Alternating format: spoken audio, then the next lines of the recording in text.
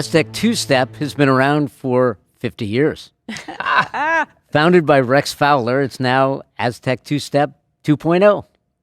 His new partner is also his wife, Dodie Pettit. Dodie is a longtime Westporter whose first husband, Staples' 1976 graduate and Broadway star Kevin Gray, died in 2013. Dodie and Rex were married in the backyard of their home 3 years ago. It's also where they've collaborated on an exciting new project. Before he died, Kevin was working on a Broadway adaptation of Dracula. That was before the other musical about Dracula bombed. For the past couple of years, Rex and Dodie have completed the project and brought it to life. Here on 06880, the podcast, to talk about it and much more are Dodie Pettit and Rex Fowler.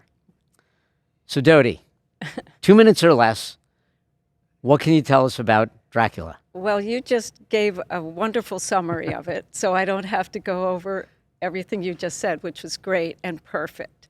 Kevin and I were on tour in 1999 with a Broadway musical called Titanic, which people might not remember, but it actually won the Tony in 1999. So we were out on tour for an entire year, a national tour. And we found ourselves in Seattle with nothing to do on a day off, watching a movie, Yentl, with Barbara Streisand. When I was so impressed, I said, somebody needs to write a musical for you, Kevin. And he just laughed and said, yeah, who? And I said, well, let's do it. I can do it.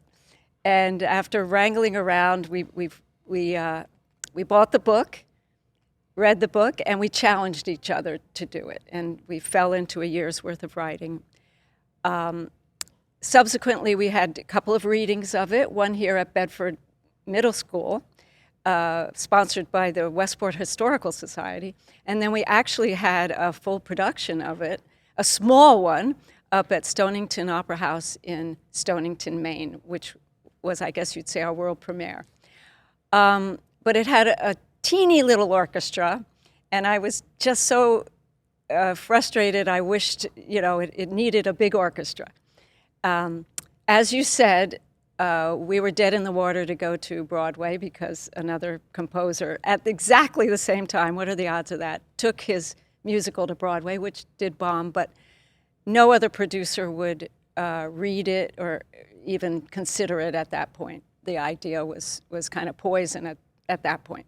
So what we did was we decided to preserve it on tape, just, in case the idea might come up. So Kevin and I went into a recording studio in New York, and I played the piano and he sang, and we did the entire show from top to bottom, without stopping and without any corrections of any kind, luckily.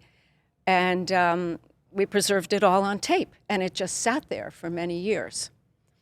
And I made it my business to go to school and learn how to orchestrate because I was passionate about that. I had quit the Broadway tours by that point, and I started learning how to orchestrate, and I orchestrated 3 or 4 pieces before he passed, which was nice. He got to hear some of them.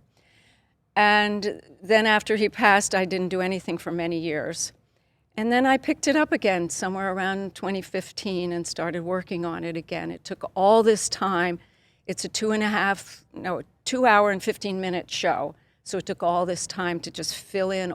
We laid in the orchestra against his lead vocal. And we hired other actors to do the other, characters and put in their vocals and their dialogue. So we have an entire show from soup to nuts on tape, sort of like you would think of a book on tape, but it's a musical on tape. And it's Kevin's and my vision from the get-go. Nobody else got in there. I did collaborate with another orchestrator, Beth Ertz, who's absolutely fabulous, 25 years of experience, to elevate my work in the orchestration. She elevated it to a whole nother level, master level as far as I'm concerned. And there you have it. We have this musical on tape, and I'm just going to put it out to the world and see what happens. Wow. Was that 2 minutes or less? Yeah, that's great. I was fortunate enough to be invited to your home Yes. and to see it last week, or to listen to it last week. Is it, and it's wonderful, it's exciting, it's vibrant, it's Dracula. Is it frustrating to know that you have this and then say what's next? It's more excited anticipation, but whenever I finish a project, I don't know if Rex feels this way, when you finish a project, the best thing I can say about it is I realized it in the way that I heard it in my head. And to me, it is perfection for my artistry. Now you have to put your baby out to the world, and that's sort of an exciting, and you have trepidation and all this. It's not going to be everybody's cup of tea. It is not, the Book of Mormon with tap dance and pratfalls and funny, stuff. It's very serious. It's more like an opera, don't you think? Like Phantom of the Opera, kind of dark and, sweeping orchestrations. But that was our vision, and just the fact that I got to finish it is the thrill.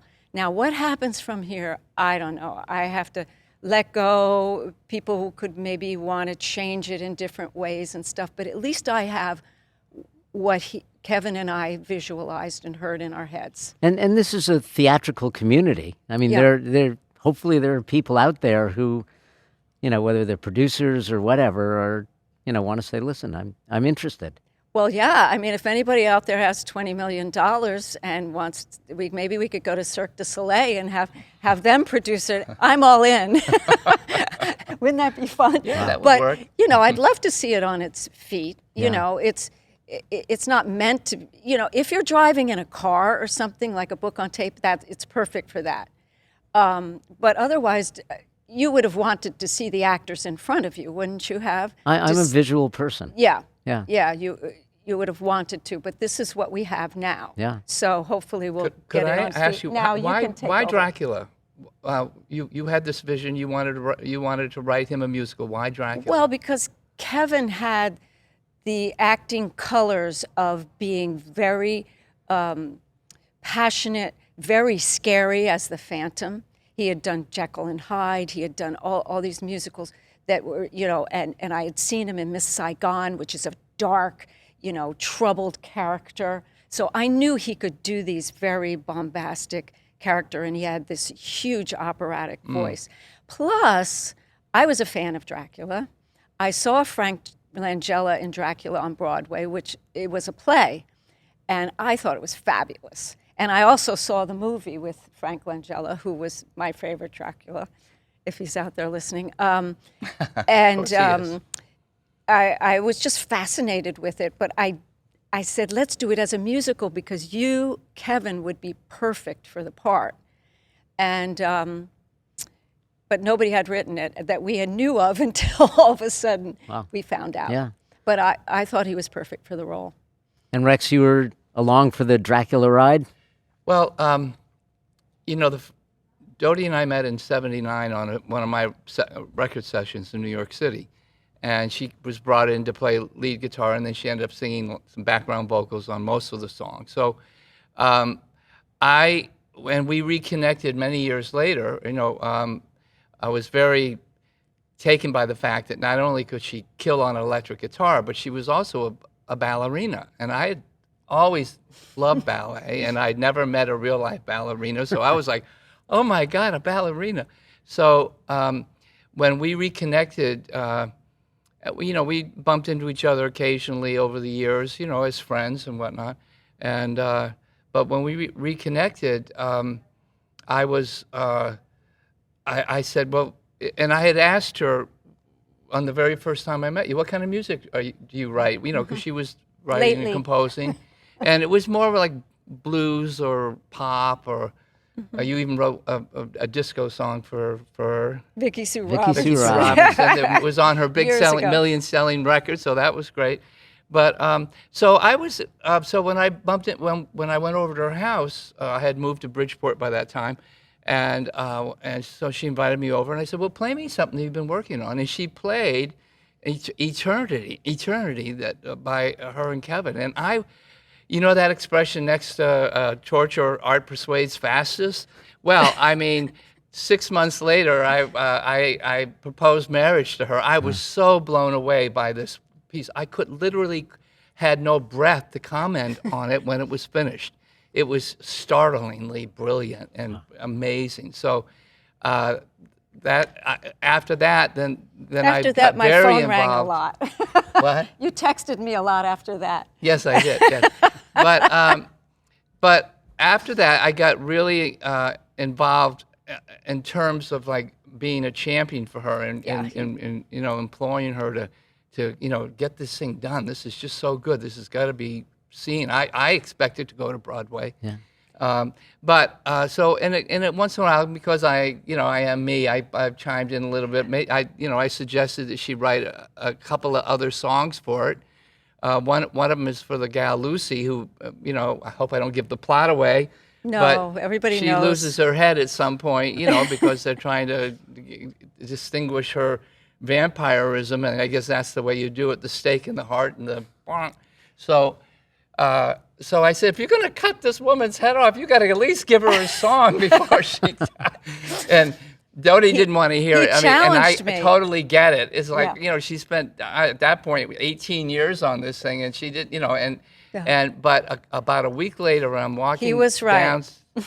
I'm walking downstairs, and going past her studio, and I hear this beautiful melodic, somewhere in the moonlight. And I knew that was the song that I had asked her to write. And I helped out a little bit with the lyrics. Yes, he but did. This is Dodie's project. This was her vision, and it was her vision, and Kevin kind of reluctantly signed on. When she played him, she told the story, when she played him the first composition, which was Tiny Feet, which was Renfield's song. The little eating bugs and all that kind of stuff. And he looked at her when she played it on the piano for him up in the rehearsal studio when we were on tour. And he kind of went, okay, I guess we're going to have to do this thing, aren't we? So it really was her vision, and she needs all the credit in the world for it. But Rex does get the credit for being my champion for the past 3 years, taking me to the studios, going to Nashville with me, coming up with these ideas that challenged me. And why would you go to Nashville? You might want to tell people. Oh, okay. You think you're going to do your country record down there on the Dracula? Nashville. I have a girlfriend who's a violist who made her living putting orchestra together and string players together for all kinds of country music, Christian music, gospel music. And they happen to have a symphony there as well. And they have a Nashville Symphony, so she's hooked in with all the symphony players. And they know how to overdub on sessions that when you have the basic track, that's their lifestyle, is they overdub. And what they do is they click the track to time, and that click track becomes your conductor. So they're wearing their ears, and they know how to do it expertly. Wow. So I knew that these people knew how to overlay the tracks perfectly, and within days, 3 days you'll have a full orchestra, 2 days for strings, 1 day for woodwinds, 1 day for brass, and then percussion. 3 or 4 days you will have a 48-piece orchestra overlaid onto your basic piano track. And I knew these people could do it at a price that I could afford, but not only that, expertly. You wouldn't know that those strings and stuff were not just a full orchestra playing together, would you? No. Yeah. It's quite amazing. Yeah, and it was, I drove her down and back 2 or 3 times, and it was, I just loved it. So Rex saw the process from Yeah, soup it really to nuts. was very inspiring. Yeah, it was a lot of fun. So you've both toured nationally, internationally, and Nashville and the whole music scene and all that. But Westport's your home? Oh yeah, I've been here since '92. We bought Kevin's parents' house. They retired. He was born and raised there. He went to Staples High School, as you said. Some people around here might remember him. But we bought the home. We were working in New York, and it was a no-brainer. I was born and raised in Princeton, New Jersey, so it's a very similar community as that. It was always an arts community. And so we live in the home that his parents built, and I fell in love with it. And luckily, this wonderful man also fell in love with it. He we both want to stay there to the bitter end. Wow. We really do. And hopefully I'll just die right there in the porch with the cat on my lap. They'll have to drag me out of there. But luckily, we can afford to live here, in this beautiful old home. We're tucked away in the woods. Nobody can really see our house on the street. Could you see it? You'd have to drive up this long driveway. It's almost as if, because I love nature, it's almost as if we could be anywhere when we're in that house. We could be in Vermont. We could be in Massachusetts, We're sort of away. We have a little corner there, and we're going to stay. So is there an arts community in Westport? You're a dancer, a musician, and Rex. Do you find that there's an arts community here? Well, we, when Dodie and I started living together, we were rehearsing. We put a band together. When my partner Neil retired in 2017, and he was the stunningly great acoustic guitar player. And the last thing in the world I wanted to do was try to put another guy up there that could play decent guitar. It wouldn't have been fair to him, and it wasn't what I wanted to do. So Dodie took over on keyboards first, and she sat in with us a few times before Neil actually retired. And then she started playing acoustic guitar, and then she said, I also play electric. If you remember, I played on your album, but I haven't done it for 20 years, so we'll ease into it. So it really took on a life of its own, and we brought in Joe Mayo, who's from town, beautiful horn player, and I was introduced to Joe through Roger Kaufman, and our drummer Peter Homeister was in that Joe Mayo quartet as well. So there's a lot of Roger's introduced us to a lot of musicians. We get to play at the Levitt occasionally, and a lot of local musicians get to play there as well. They do a really nice job of supporting the local musicians. So I know there are a lot of really brilliant musicians, but we're so insular. We write original music. We perform our music with a finite few people, and it's not like we're sitting in with this person or that person and doing. We're pretty insular that way. So I don't know a lot of people personally, but we've certainly met some wonderful folks over the years. Yeah. And Dodie, your background in dance, and you've been tied into the schools, right?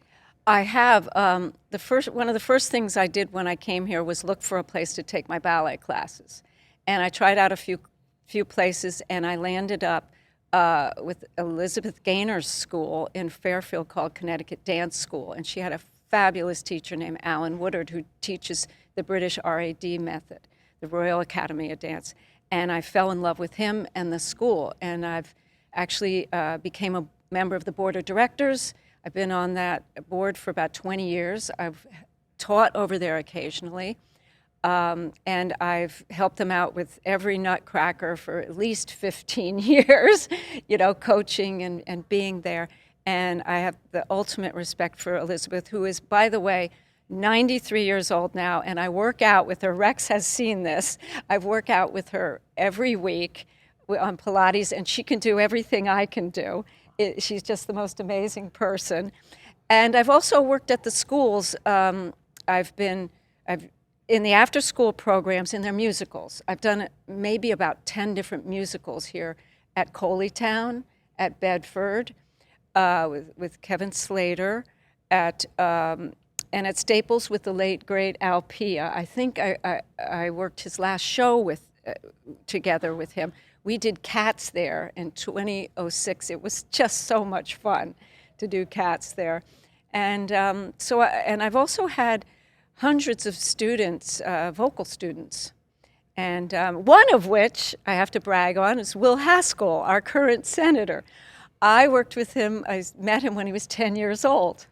And he was like the star of Coleytown, and went on to be the head of the Staples Players, the president. President of Players, right. And we would spend half of our lesson talking about politics and world events and stuff. He was really the smartest 11-year-old I ever met. So very proud of him. Yeah, yeah. Yeah. So kids today have so much going on in their lives. Do they have time for art and dance and music? Are they listening to, folk music, or what's the future? From my perspective, growing up, kids are always subjected to their parents' musical taste. So you sit in the back seat of mom and dad's car, and you're hearing whatever they're playing on the radio, and same thing at the radio in the house. I mean, for me, it was Harry Belafonte. That was when my dad loved Harry Belafonte and stuff, and my dad liked to sing. He had a beautiful, rich tenor voice, and he played a little harmonica. And he was such a good singer that I didn't dare to open my mouth, around him. And he was just so beautiful. I never thought about singing or playing or anything until going into my senior year in high school. I was at a resort. I grew up in Maine, and I was on, had a summer job, and somebody brought an early Bob Dylan record, and that was key because it was the same year that Like a Rolling Stone hit, and had I just been introduced to Bob Dylan through that record, like the Beatles or the Rolling Stones or Led Zeppelin or you name it, I loved the music, loved to dance to it, but it never occurred to me that I would want to do something like that. But when I heard Bob Dylan, that plaintive voice and guitar, and of course, he's such a brilliant songwriter, it was like somebody pulled the train track, the lever, and I went bloop, right on that track. Mm-hmm. And when I came home that summer, my sister's college roommate left her six-string guitar behind our family love seat because there wasn't room for it in their dorm. You kind of wonder what's going on when stuff like that happens. Yeah. And so it was really, that's I knew immediately what I wanted to do. And I think 5 or 6 years later, after hearing this kid from Bucknell University or Bucknell College play that early Bob Dylan record, I got signed to Elektra Records because I wanted to write songs. That's what I wanted to do when I heard Dylan. So I think kids are, I'm sorry, to answer your question, yeah, kids, and it's scientifically proven that kids do much better in school with the reading and writing and arithmetic if they're doing arts and sports. Yeah. And I was a jock in high school. It never even occurred to me to pick up a guitar and play. But when you're turned on to stuff like that, and there's always a chance that some kid is going to excel and go into that. It's a very teeny small percentage of people that actually get to do it on a professional level. But yes, kids absolutely, I think, benefit from it, and I'm sure that their parents, especially in the more opulent communities like Westport and surrounding towns, our parents are very conscientious of that. I would hope. Yeah. And you found that too, Dodie? Yeah, I mean, there's so much talent here, and I got to work with hundreds of very talented kids. What they're going to do with it, I don't know, but I know it enriches the creative side of their brain, which is just as important as the logical part of our brain. And it helps them to have self-confidence to stand on a stage like this and talk to people or sing to people or express themselves in a different way than just academics. I'm very sad that most school systems have dropped, music curriculums and things like that, which they can't afford anymore.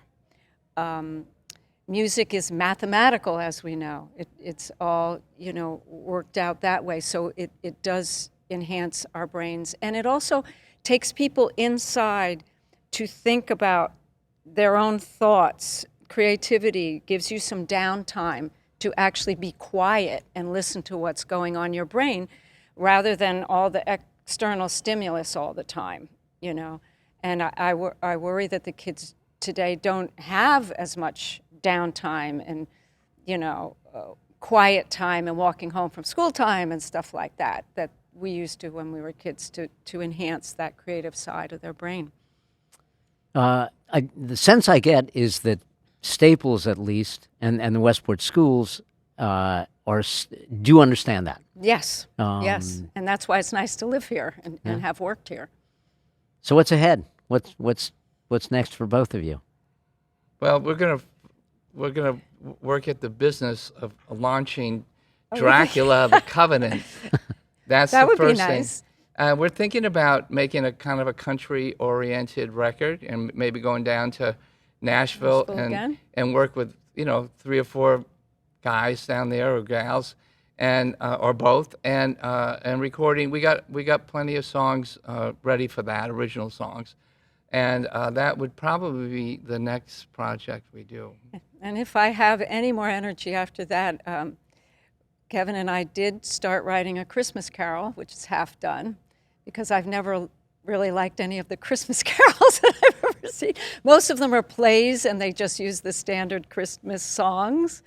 But we decided, well, if we can't get Dracula done because it's a big deal, everybody wants to see a Christmas carol. There's lots of theaters for that, so I might get up the gumption. But I'm pretty exhausted from this one. I need a little downtime to tackle another one. Sure.